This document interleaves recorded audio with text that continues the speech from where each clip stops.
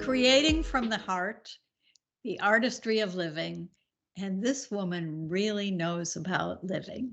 So, Pat Harris, tell me a little bit about your story. Where did you grow up? Well, Susie, thank you for inviting me in and the opportunity to share my story. My story is like a bunch of other people, but it is my story. It's my journey. Yes. And I have to start by saying I'm the daughter of two wonderful parents that made the ultimate sacrifice of leaving the South and coming to the North back in the late 50s, early 60s to provide a better living opportunity for their children. How many kids? Yeah, and I was just going to get to that because that's one of the remarkable things about it. When my father left the South, he left my mother and 9 children in the South and one on the way. Oh, my goodness. So, there had to be a major trust and love for each other in order for that to happen. Yeah, now, my father was, his life was about farming, and he had worked on a farm for many, many years. And he was in the 5th grade at 19 years old.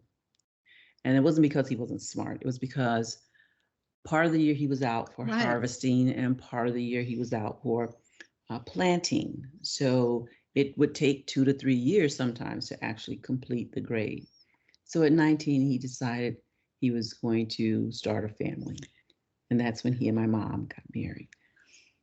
Well, the other thing that's amazing to me is to decide that you're going to leave 9 children and a wife with a child. Right. There must have been something really pressing going on that said, I have to do this. And it was education. When I said my father was 19, he stayed in school all those years because education was so important to him. And he really wanted to get his education and get a diploma. So he was determined to stay in school. So married my mom, and then, like I said, had a bunch of children. But then he saw the same pattern kind of repeating for his children, where he was doing kind of the same things as far as having them help with, and because that's the way you made your living back then, and he had to do that. So he decided to come north. He had 2 sisters that lived in Michigan City, and he decided to move here and start his family off in the direction of having a good education. Where do you fit in the mix of 10? I'm number 8.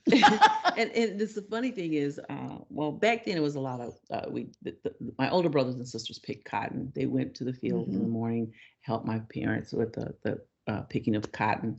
And when you got to a certain age, you had to do that. Well, I think I was getting groomed for that because they had started taking me out to the field, but I didn't have to pick.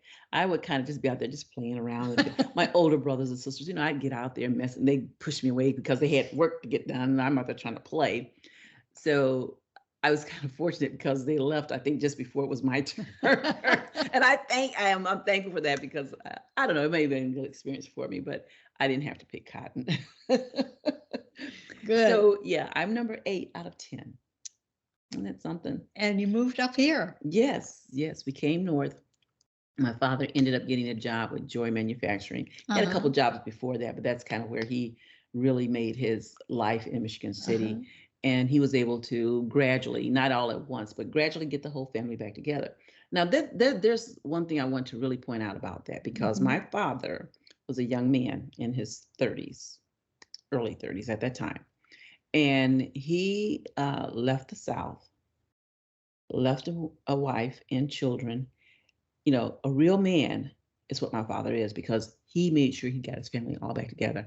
Some men back in those days, when they did that, they got away from that and they had that freedom again, and they didn't get their families back together. So, I applaud my dad over and over and over again, because he is a true man, because he brought all of us back together. Wow. In a matter of months. I'd say really total it was probably about 7 months. That is remarkable. He loved his family, and that's why he made that sacrifice, because he wanted us to have an education. Now here's the kicker. Now I didn't know all of that, story, of course, when it was happening. I was in the second grade. And back then, when you're in kindergarten, first grade, you don't really get grades. You get check marks and Yeah, stars. yeah, little things like that. So in the second grade is when you first get, A's and B's and C's and so forth. So my first report card, I brought it home because the teacher told me, you make sure you show your mom and dad. She said, because this is really, really good. I'm like, okay. I saw these A's on there, but I thought, okay, I wasn't really sure what that they meant meant? because I got all of them. I knew they meant good, but okay, so you got all A's. Well, I took it home, and when I showed that to my father, he looked at me and back then, a quarter was like $1 million, and gave me a quarter because he said, this is what I want for my children. And he sat down and then he told me that story about how he went through the fifth grade until he was ninth grade, 19 years old, and all the things that caused him to do that. And he told me the sacrifice he made for us to have the education. And do you know, to this day, that sticks right in my head, right here. I bet it does. I can sit down and think about that, and I can see him telling me that, just like he was right in front of me telling me at that time when I'm thinking about it. It's so powerful to me. So needless to say, every report card, I rushed home because I wanted that quarter. So how is this played out in the rest of your life? Because to be able to get all A's truly means you're creative. Well, it's amazing because it translates into a lot of things of you can do what you want to do if it's really in you and you have the passion and the desire to do it, because that's what I had, was the desire, because I wanted to make my father happy about what he did. I didn't want him to be disappointed in what he did. I wanted him to know that he made the right move. So it's a lot about pride. It translates into pride in knowing you can do something. And it wasn't that it was all A's, it was that I could get good grades. Yes. And later, believe me, when I got in high school, it wasn't all A's, but I still made honor. I made the honor society and all that, but it wasn't all A's. There were some B's in there and some C's slipped in. I don't know how they got in there, but sometimes those C's got in there. But I think more so it translates into just being a person that can be challenged and meet the challenge right head on, no matter what. Just go and do it, because we're going to have challenges in life. And my journey has been a really, really wonderful life. I've been able to set my goals like I did with school, and I set my goals in the other parts of my life, and I set out to accomplish them. I get a plan together of how I'm going to do it, and then I go forward with it. So when you and I first met, truth be told, Boys and Girls Club. No, it was long before that. You and I met when you were at the steel company. Oh, you came out on a Yes. tour. Right. I forgot about that. So Yes. That was before Boys and Girls Club? You sure? Because I wasn't in Michigan City. I wasn't in Beverly Shores. Oh, okay. No, I was in Chicago. Oh, that's right. And Susie, I forgot about that. Tim was teaching at Hales Franciscan, a school for all young Black men in Chicago. And we came out to see the steel mill. The steel mill was a wonderful part of my journey. 27 years. What made you go there? Oh, that's an interesting story. And what did you do there? That is an interesting story too, because I was working for the Michigan City Human Rights Commission. I was the legal aid coordinator and office manager. And every now and then I got to do some help with some investigations and so forth. And my good friend was my boss at the time, Mike Whitlow. And also at the time, the steel industry was going through some legal issues on hiring minorities. So Bethlehem Steel had a consent decree at the time to hire a certain number of African American people for their positions. So Mike Whitlow, being the director of Human Rights Commission, he was working directly with that, right? Getting that. And so he told me, he said, well, you should go apply for this job. I'm like, no, I loved working for the Human Rights Commission. It was great. And he said, you should go work, you should go apply for one of the jobs out there. You could probably get hired. And I go, oh, I don't want to work for steel mill. I'm like, are you kidding? He goes, no, you can get an office job. I'm like, no, they work shift work and all this. And I was like, no, no, no. And you know what he told me? He said, well, Pat, if you don't go and apply for this job, I'm going to fire you. He says, because that would mean you're not very smart. And he goes, well, I don't want anybody not smart working for me. I want someone that has some kind of get up and go about them. And I said, well, you know what, Mike? And I know Mike, and I knew he meant he would fire me. So I thought, okay, I'm going to go out here and apply. So I went out there and I checked all the boxes. No, I cannot work weekends. No, I cannot work holidays. No, I cannot work shift work. No, I don't want to work in the factory. I thought there's no way they're going to hire me. Well, they hired me. And I got a Monday through Friday day job in the office. And what were you doing? 27 years later. Well, I started out in the personnel employment office. I did salaried hourly transfers. I helped with some orientation on the new employees and just kind of some clerical work. And after 3 months, the general manager at the time saw how smart you were. Well, I guess they were looking for somebody African American to put in his office so he could meet his numbers. And so they said, well, we got this new person down in the employment. Oh, she's pretty sharp, And so, and at the time I was typing like 110 words a minute. There I you had go. Really great typing skills. And he came down and I'm sitting at the desk and I didn't know who he was. He just came up and he talked to me for a few minutes. And then 3 days later, I was told I was going up to talk to the general manager. I'm like, what in the heck did I do to go? I didn't say heck, but what did I do I have to go talk to the general manager? So they took me up and I talked to the general manager. And when I walked in and saw who it was, his name was Dick Rao, great man. I just looked at him, he smiled. He said, yeah, he said, I was checking you out. And so we had a very loose, friendly, great conversation. And he put me on his staff. Awesome. And that started me off because I had actually gone back to, when I graduated high school, I went to PNC, but I was working full time and going part time. That's Purdue North Central. Purdue North Central. And left there, went to the airlines, came back from the airlines when they had that big layoff and the airlines just went down. So I came back to the community and I ended up at the Human Rights Commission. So, but in the meantime, I had stopped going to school. So when I got up and when I was transferred to promoted to the general manager's office, I had the opportunity to go back to school. And so I did, because of the type of work I was doing in his office. I was actually like a production recording clerk. And all the production numbers each morning had to be reported. Yeah. I would take all those numbers and I'd have to put them, do some calculations and do some things with them to get them in the right places. And I was interested in some of the information that I was getting. I thought, this is interesting. So I went back to school for engineering and got my degree while I was at Bethlehem Steel. Went back while I was at Bethlehem Steel. They paid for my master's too. So just progressed along the line. I did a variety of jobs. I think probably the most impressive job I did there from a financial standpoint is when I worked for the steelmaking department.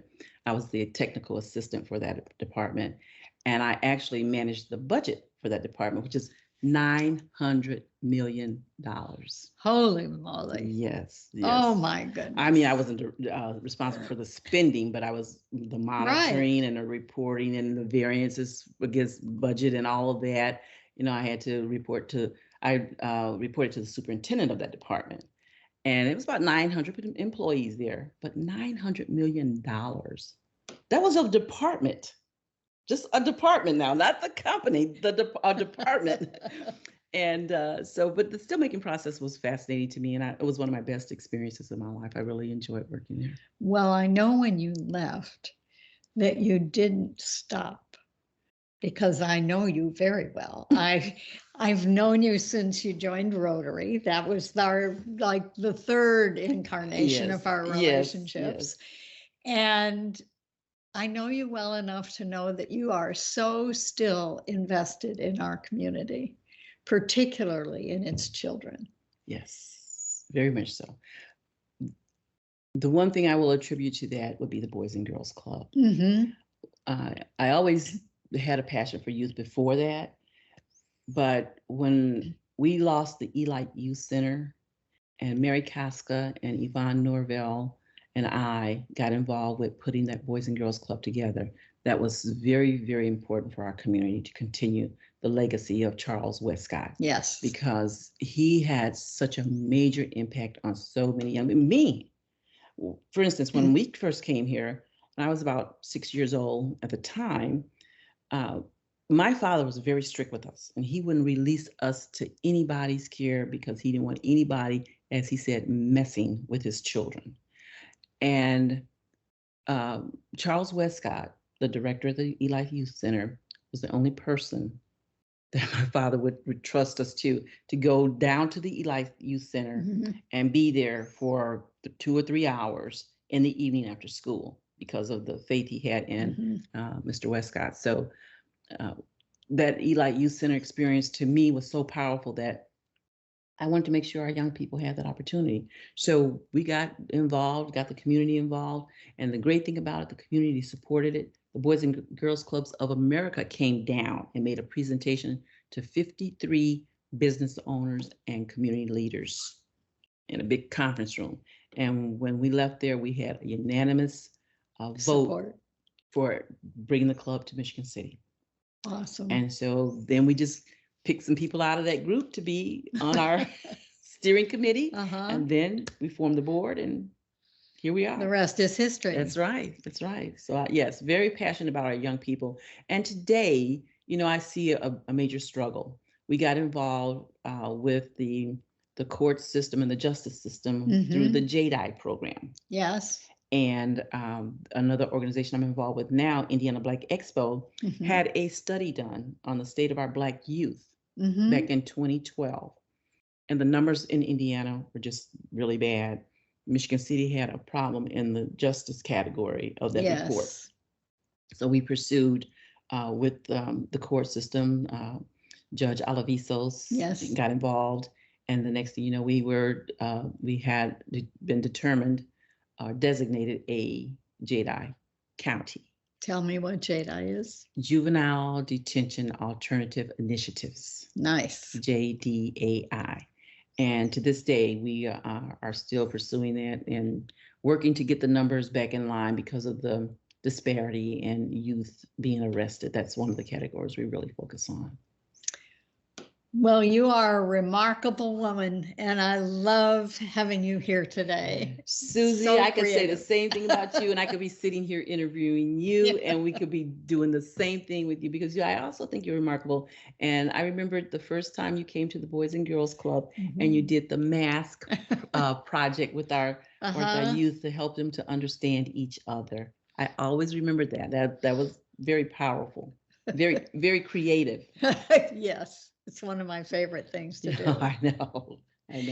Well, thank you very much for listening.